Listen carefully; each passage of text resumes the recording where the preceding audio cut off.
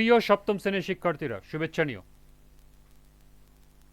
আজকে আমি তোমাদের জীবন ও জীবিকা বইয়ের বার্ষিক পরীক্ষার অন্তর্ভুক্ত সিলেবাস অধ্যায় ৬ 10 মিলে করি কাজ এর ১১০ পৃষ্ঠার কাজ সমাধান করে দেব।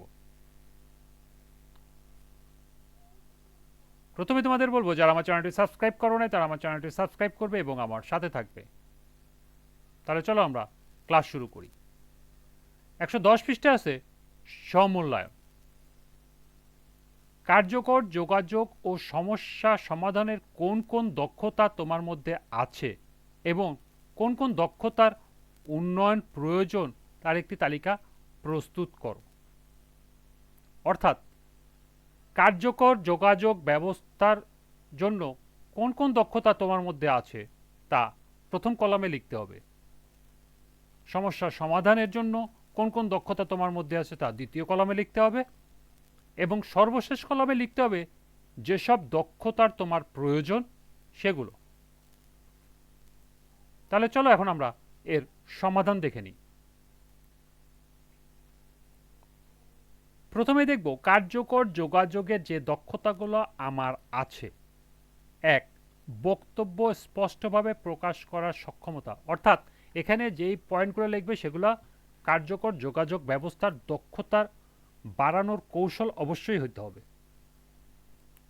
২. মনোযোগ সহকারে শোনার সক্ষমতা। ৩. অনুভূতি বোঝা এবং ভাগ করে নেওয়ার মানসিকতা। ৪. ইতিবাচক শারীরিক ভাষা। ৫. পক্ষপাতিত্ব এবং মানসিক প্রতিক্রিয়া বোঝার সক্ষমতা এবং সর্বশেষ ৬. কার্যকর অভিযোজন যোগ্যতা। মাঝের কলামে আছে সমস্যার সমাধানের যেসব দক্ষতা আমার মাঝে আছে। ক. সমস্যাকে ভালোভাবে বোঝার ক্ষমতা। খ. নৈপথ্যের কারণগুলো নির্ণয়। গ. একাধিক সমস্যার সমাধান খুঁজে বের করা। ঘ. সবচেয়ে কার্যকর সমাধানটি খুঁজে বের করা। অর্থাৎ এখানে যে একাধিক সমস্যাটা সমাধান খুঁজে বের করেছে তার মধ্যে একটি কার্যকর সমাধান খুঁজে বের করতে হবে। সমাধানের পরিকল্পনা এবং বাস্তবায়ন করা এবং সর্বশেষ সমাধানটি সফল হলো কি না তা অনুধাবন করা।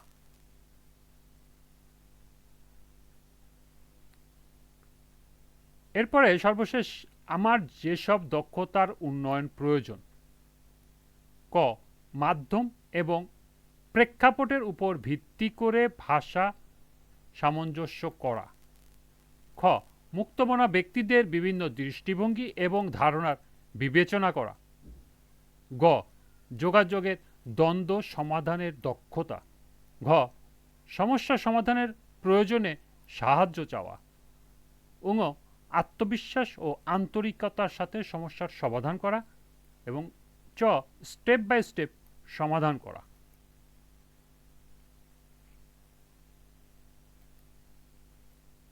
এই ছিল সমূল্যায়ন ১-এর ছকের সমাধান। আজকের ক্লাসটি এ পর্যন্তই। সবাইকে আবারও বলছি, যারা আমার চ্যানেলটি সাবস্ক্রাইব করো না তারা আমার চ্যানেলটি সাবস্ক্রাইব করবে এবং আমার সাথে থাকবে। সবাইকে পরবর্তী ক্লাস দেখার আমন্ত্রণ জানিয়ে আজকের মতো আমি এখানেই বিদায় নিচ্ছি। আল্লাহ হাফেজ।